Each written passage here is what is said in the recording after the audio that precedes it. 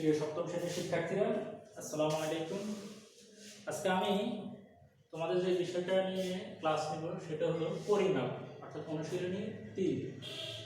তা আমরা পরিমাপ সম্পর্কে প্রথমে জেনে নিই, মানে কোন জিনিসগুলো আমাদের বেশি গুরুত্বপূর্ণ। আমি যে যে জিনিসগুলো বলবো তোমরা অবশ্যই এই জিনিসগুলো ভালো করে পড়ে নিবে। যেমন দৈর্ঘ্য পরিমাপের মধ্যে দেখা আছে, দৈর্ঘ্য পরিমাপের জন্য দুটি পদ্ধতি প্রচলিত, একটা হলো ব্রিটিশ পদ্ধতি আর একটা হলো ম্যাট্রিক পদ্ধতি। তাই দৈর্ঘ্য পদ্ধতি কয়টা? দুইটা, একটা হলো ব্রিটিশ আর একটা হলো ম্যাট্রিক। তারপর আসো, মানে মিটার কাকে বলে, 1 মিটার কাকে বলে তোমরা দেখবে 1 মিটার কাকে বলে।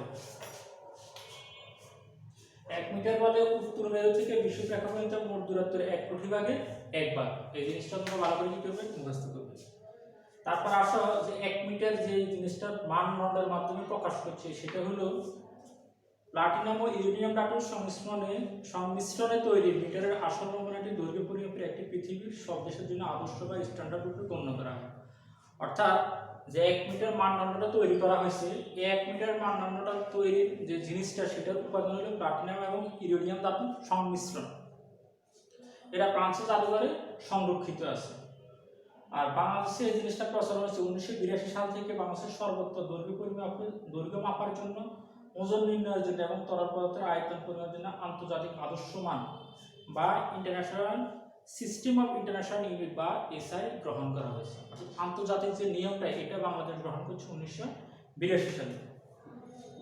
এবার আসা আমাদের যে জিনিসগুলো প্রয়োজন, এখানে যেমন মেট্রিক পদ্ধতি আছে, ব্রিটিশ পদ্ধতি আছে। এখানে ব্রিটিশ পদ্ধতির 12 ইঞ্চি সমান 1 ফুট, 3 ফুটে 1 বা 1760 গজে 1 মাইল। এই তিনটা অপশন অবশ্যই ভালো করে মনে রাখতে হবে। তারপর আসো 1 মিটার সমান 1 ডেকামিটার, 10 ডেকামিটার সমান 1 হেক্টোমিটার, 10 হেক্টোমিটার সমান 1 কিলোমিটার। এই জিনিসটা লাগবে। এখানে সবগুলো তো মনে থাকতে না পড়লে, অর্থাৎ যেগুলো প্রয়োজন তুমি সেগুলো পড়বে। তারপর আসো ম্যাট্রিক ও ব্রিটিশ পরিমাপের একক। 1 ইঞ্চি সমান 2.54 ইঞ্চি, 1 ইঞ্চি সমান 2.54 সেন্টিমিটার, 1 মাইল সমান 1.61 মিটার, আর 1 মিটার সমান 39.37 ইঞ্চি। আর 1 মাইল সমান, এখানে খেয়াল করো, 1 মাইল সমান হচ্ছে 1.61 কিলোমিটার, আর 1 কিলোমিটার সমান হচ্ছে 0.62 মাইল। এটাও কিন্তু মনে রাখতে হবে। তারপর আসে 41 পৃষ্ঠায়। 41 পৃষ্ঠায় যেমন আয়তন যেমন আছে আয়তন, অর্থাৎ আয়তক্ষেত্রের ক্ষেত্রফল, দৈর্ঘ্য পূরণ প্রস্থ।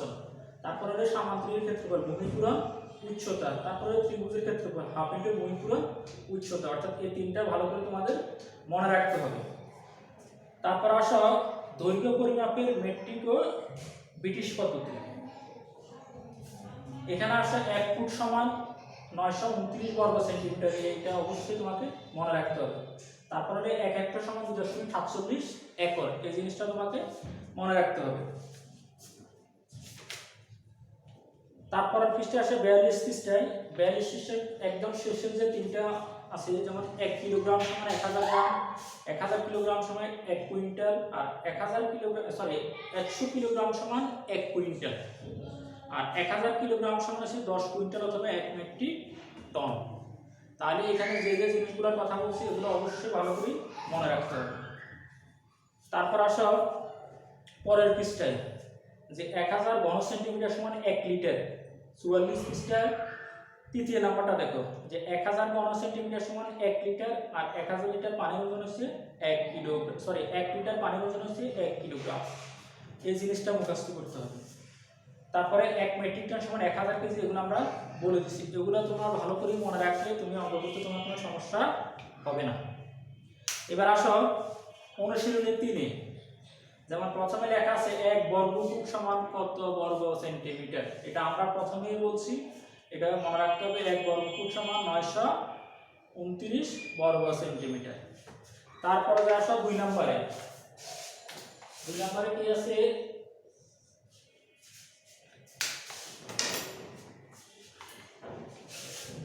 দেখো 2 নম্বরে আছে একটি ঘনকের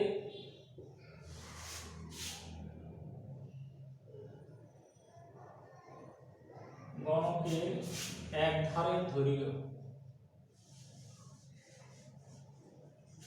ধারের দৈর্ঘ্য 3 মিটার। হলে গণকের ক্ষেত্রফল, গণকের তলের ক্ষেত্রফল নির্ণয় করা। গণকের তলের ক্ষেত্রফল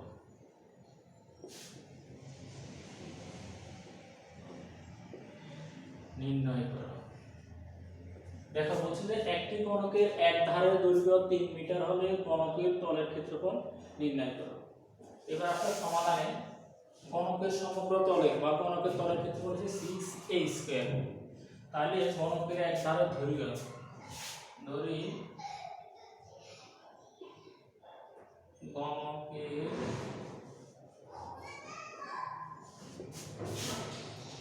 এক ধারের দৈর্ঘ্য, যেহেতু পার্টিকুলার সেহেতু ক ধরে নিই, ক মিটার, তাহলে সরি ক হচ্ছে 3 মিটার। এবার গণকের তলের ক্ষেত্রফল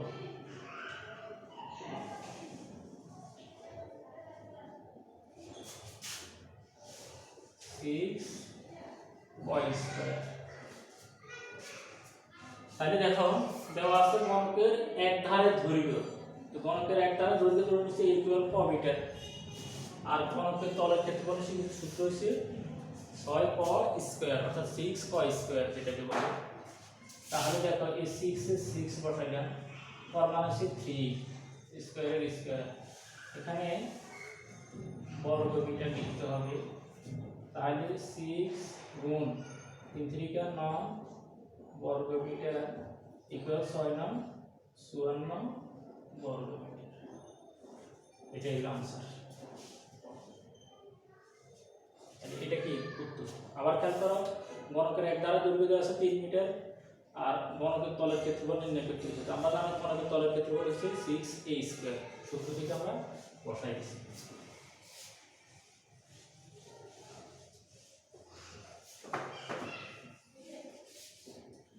তারপরে দেখো একটি আয়তাকার বাগানের দৈর্ঘ্য প্রস্থের 3 গুণ, এর চারদিকে একবার প্রদক্ষিণ করলে হাঁটা হয় 400 মিটার। বাগানের দৈর্ঘ্য কত মিটার? তাহলে দেখো বলছে যে বাগানের দৈর্ঘ্য কত মিটার, আমাদের বাগানের দৈর্ঘ্য চাইছে। একটি আয়তাকার বাগানের দৈর্ঘ্য প্রস্থের 3 গুণ, প্রস্থ কিন্তু জানি না। তাহলে 3 নম্বরে যদি দেখো একটি আয়তাকার বাগান, তাহলে আয়তাকার বাগানের প্রস্থ ক মিটার, সুতরাং আয়তাকার বাগানের দৈর্ঘ্য 3 ক মিটার।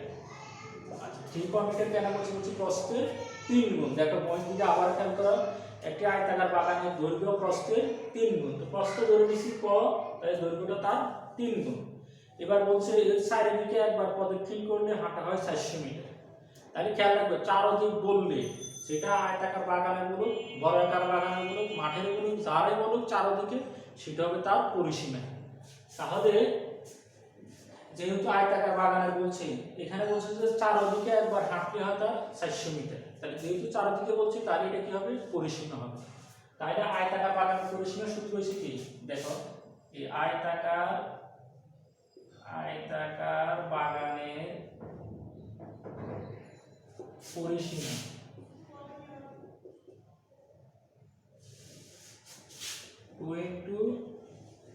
দৈর্ঘ্য যোগ প্রস্থ এত মিটার। তাহলে দেখো বলছি আমরা যারে চারপাশ বলো সেটা কি হবে পরিসীমা হবে। তাহলে আমরা দেখো প্রশ্ন মতে লিখতে পারি,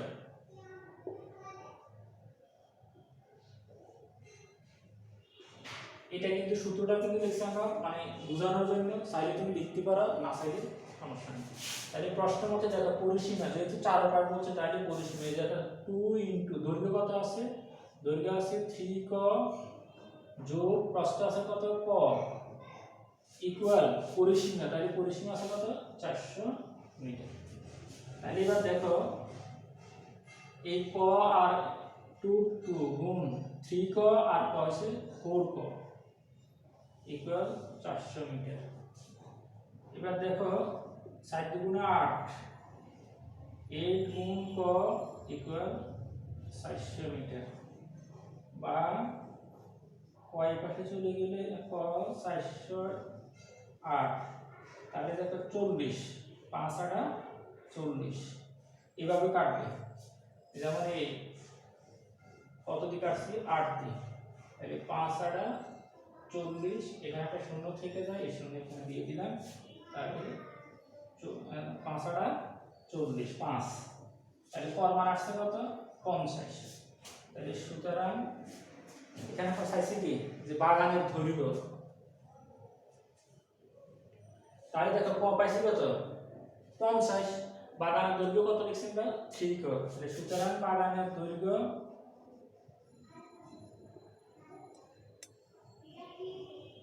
বাগানের দৈর্ঘ্য 3 × 50 মিটার ইকুয়াল 150 মিটার। এই যদি বাগানের প্রস্থ থাকে তাহলে শুধুমাত্র 50 হয়ে যেত। আচ্ছা, তারপরে বলছে বাগানের ক্ষেত্রফল, তারপরের অংশটা দেখো 4 নাম্বারটা। তাহলে আমরা এখন 4 নাম্বারে চলে যাই।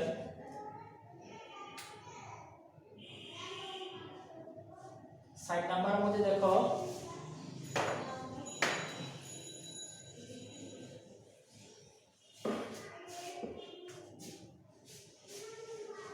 আমরা দেখো বাগানের দৈর্ঘ্য পাইছি ক, বাগানের প্রস্থ পেয়েছি আমরা ক, তাহলে বাগানের প্রস্থ যেহেতু ক হচ্ছে সেটা পাইছি 50 মিটার। তাহলে সুতরাং বাগানের প্রস্থ কত হচ্ছে, তাহলে ক মান পাইছি কত 50 মিটার। আর বাগানের দৈর্ঘ্য আমরা অলরেডি বের করছি 150 মিটার। তাহলে বলছে যে বাগানের ক্ষেত্রফল কত, আয়তাকার বাগানের ক্ষেত্রফল শুধু দৈর্ঘ্য গুণন প্রস্থ, আয়তাকার বাগানের ক্ষেত্রফল সূত্র হচ্ছে কি দৈর্ঘ্য পূরণ প্রস্থ। এই দেখো এই দৈর্ঘ্য পূরণ প্রস্থ, তাহলে দেখো দৈর্ঘ্য আছে 150 গুণ প্রস্থ আছে 50, এত বর্গ মিটার। ক্ষেত্রফল রেখা কিন্তু বর্গ, যদি মিটার দেওয়া থাকে তাহলে মিটার লিখবে, সেন্টিমিটার দেওয়া থাকলে সেন্টিমিটার দেওয়া থাকবে।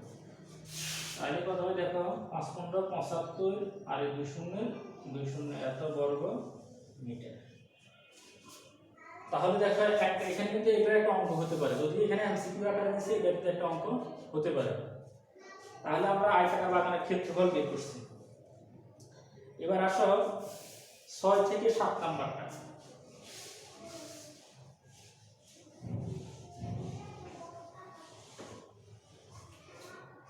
6 থেকে 7 নাম্বারটা কি বলছে দেখো, বলছে একই জমির দৈর্ঘ্য 20 মিটার, প্রস্থ 15 মিটার, ওই জমির পরিসীমা কত। তাহলে যেহেতু জমির দৈর্ঘ্য দেখো দৈর্ঘ্য 20 মিটার, প্রস্থ 15 মিটার, তাহলে অবশ্যই কি হবে এটা আয়তাকার হবে। তাহলে 6 নাম্বারটা দেখো, 6 নাম্বারটা জমির দৈর্ঘ্য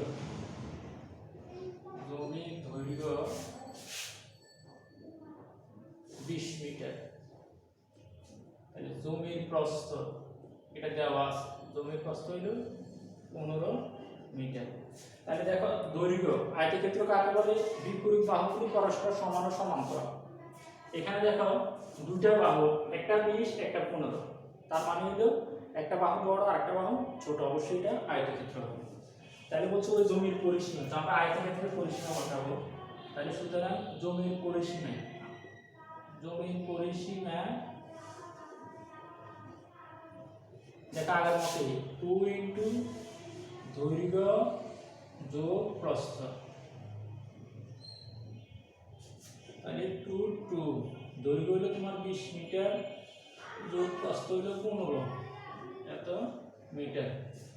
35 আর 2 গুণ 2 গুণ 35, এত মিটার ইকুয়াল হলো 35 গুণে 70 মিটার।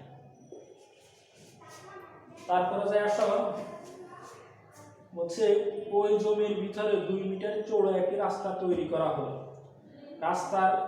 রাস্তা বাদ দিয়ে জমির ক্ষেত্রফল কত বর্গ মিটার। তারপরটা হচ্ছে একটা অঙ্ক 7 নাম্বারটা দেখো, এই আমরা একটা আয়তক্ষেত্র আঁকতেছি এখানে,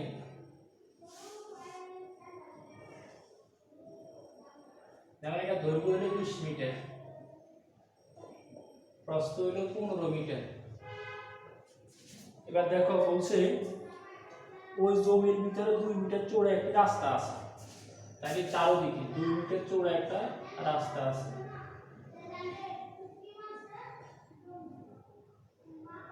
এই 2 মিটার চারদিকে 2 মিটার চওড়া একটা কি আছে, রাস্তা আছে।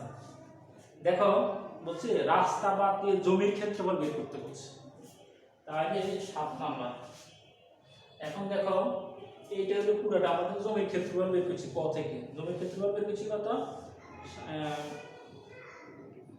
না জমির ক্ষেত্রফল বের করি না। তাহলে দেখো জমির দৈর্ঘ্য দেওয়া আছে জমির দৈর্ঘ্য 20 মিটার, জমির প্রস্থ 15 মিটার। তাহলে সুতরাং জমির ক্ষেত্রফল, আয়তাকার জমির ক্ষেত্রফলের সূত্র হচ্ছে দৈর্ঘ্য গুণন প্রস্থ। তাহলে আমরা একসাথে লিখে দিই 20 গুণন 15 এত বর্গ মিটার।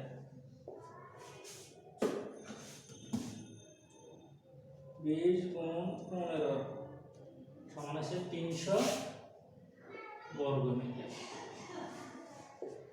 এটা হলো পুরোটা আয়তাকার জমির ক্ষেত্রফল। এবার রাস্তা বাদে দৈর্ঘ্য বের করতে হবে, রাস্তা বাদে প্রস্থ বের করতে হবে। এবার দেখো রাস্তা বাদে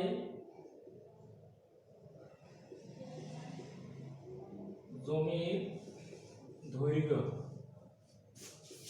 20 বিয়োগ 2 গুণ 2 এত মিটার। আচ্ছা 2 গুণ 2 কেন দিছি, দেখো রাস্তার এই পাশে অর্থাৎ দৈর্ঘ্য বরাবর এই পাশে রাস্তা আছে, এই পাশে রাস্তা আছে, তাহলে কয়টা পাশ আছে, 2টা। এই কারণে 2 দিছি। আর এখানে কত মিটার রাস্তা আছে, 2 মিটার রাস্তা আছে। তাহলে এখানে আছে 20 আর 2 গুণে 4, তাহলে 16 মিটার রাস্তা বাদে জমির দৈর্ঘ্য। আবার রাস্তা বাদে জমির প্রস্থ 15 বিয়োগ 2 গুণ 2 এত মিটার। তাও কেন দেখো এই পাশে আছে 2, আমরা দিলে সব পাশে দিতে পারি, কোনো সমস্যা নেই, এত মিটার, কারণ চারদিকেও বলছে। তাহলে এখানে হচ্ছে 11 মিটার। এবার দেখো রাস্তা বাদে, এই রাস্তা বাদে জমির ক্ষেত্রফল, দৈর্ঘ্য আমরা পাইছি, প্রস্থ আমরা পাইছি, তাহলে দৈর্ঘ্য পাইছি কত, 16 গুণ 11 এত বর্গ মিটার। তাহলে 16 গুণ 11 সমান হচ্ছে 176 বর্গ মিটার। আচ্ছা খেয়াল করো বলছি রাস্তা বাদে জমির ক্ষেত্রফল কত, 176 বর্গ মিটার আমরা বের করছি। আমরা কিন্তু এটা একটা পুরো অঙ্কের জন্য করতেছি, তাহলে আমাদের উত্তর শেষ 176 বর্গ মিটার। এটা আমাদের মানে ঘর জন্য 7 ঘর নাম্বার উত্তর 176 বর্গ মিটার। এখন যদি আমাকে বলে এটা যে রাস্তা বাদে, এই রাস্তাটা বাদে এইটার এই পুরোটার ক্ষেত্রফল আমরা বের করছি। এখন যদি আমাকে বলে যে রাস্তার ক্ষেত্রফল কত, আমার কাছে যদি প্রশ্ন এটাও চাইতে পারে যে রাস্তার ক্ষেত্রফল কত, এটা কিন্তু পুরোটা রাস্তা সহ আছে আর এটা রাস্তা বাদে আছে, তাহলে এটা থেকে বাদ চলে যেটা হবে সেটা হবে রাস্তার ক্ষেত্রফল। তাহলে দেখো সুতরাং রাস্তার ক্ষেত্রফল 300 বিয়োগ 176 বর্গ মিটার। তাহলে 376 100 বর্গ মিটার 124 বর্গ মিটার। যদি রাস্তার ক্ষেত্রফল চাই তাহলে সেটা হলো 124 বর্গ মিটার। এগুলো কিন্তু গুরুত্বপূর্ণ অঙ্ক, যদি এখানে সিকিউ আকারে দেওয়া আছে। তাহলে আবার খেয়াল করো, একটি জমির দৈর্ঘ্য 20 মিটার, প্রস্থ 15 মিটার, বলছে ওই জমির পরিসীমা। তাহলে যেহেতু দৈর্ঘ্যটা আর প্রস্থটা দুটো এক না, ছোট বড় আছে, তাহলে এটা আমরা আয়তক্ষেত্র ধরে নিতে পারি। দেখো এটা আয়তক্ষেত্র আঁকছি, একটা এই দুটো বাহু সমান আর এই দুটো বাহু সমান, তাহলে আয়তক্ষেত্রে আমরা পরিসীমা বের করছি কি, আয়তক্ষেত্র পরিসীমা দৈর্ঘ্য যোগ প্রস্থ সেটা আমরা বের করে নিচ্ছি। 7 নম্বরে যাই আমরা মানে এখানে আমাদের কাছে চাইছে শুধুমাত্র জমির ক্ষেত্রফল চাইছে। তা আমরা জমির ক্ষেত্রফল বের করছি, রাস্তার ক্ষেত্রফল বের করছি, কারণ অঙ্কটা এইভাবেই আসে। অনেক ক্ষেত্রে রাস্তার ক্ষেত্রফল আসে, অনেক ক্ষেত্রে জমির ক্ষেত্রফল আসে। তাহলে দেখো দেওয়া আছে জমির দৈর্ঘ্য এত, প্রস্থ এত। আমরা এখানে দেখছি যে 20 মিটারের পুরোটা জমির দৈর্ঘ্য আর প্রস্থ 15 মিটার। এবার জমির ক্ষেত্রফল বের করেছি আমরা 300 মিটার। এখন আমাদের যদি বইতে যে অঙ্কটা চাইছে যদি সেটা করতে বলে তাহলে আমরা কি করব? তাহলে আমাদের এটা প্রয়োজন নেই, এই উপরেরটা পুরোটা বাদ। তখন আমাকে লিখতে হবে যে রাস্তা বাদে জমির দৈর্ঘ্য এত, রাস্তা বাদে জমির প্রস্থ এত, রাস্তা বাদে জমির ক্ষেত্রফল এত মিটার, অর্থাৎ 176 মিটার। আর যদি রাস্তার ক্ষেত্রফল বের করতে বলে তাহলে আমাকে পুরোটাই করতে হবে। তারপরে যে আসো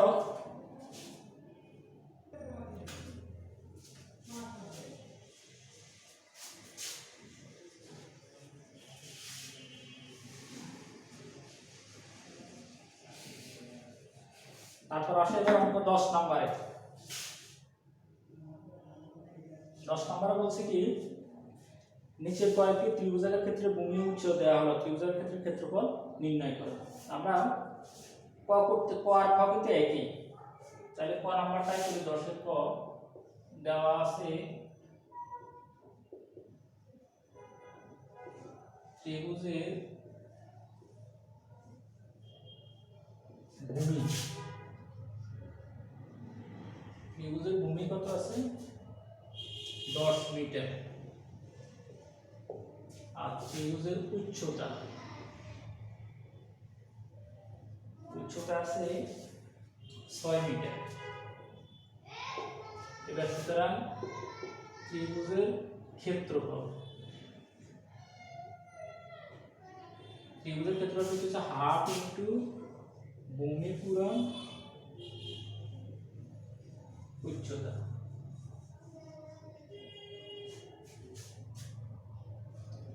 তাহলে এবার দেখো এটা হলো সূত্র, ত্রিভুজের ক্ষেত্রে সূত্র হাফ ইন্টু ভূমি পূরণ উচ্চতা, এটা আগে বলছি।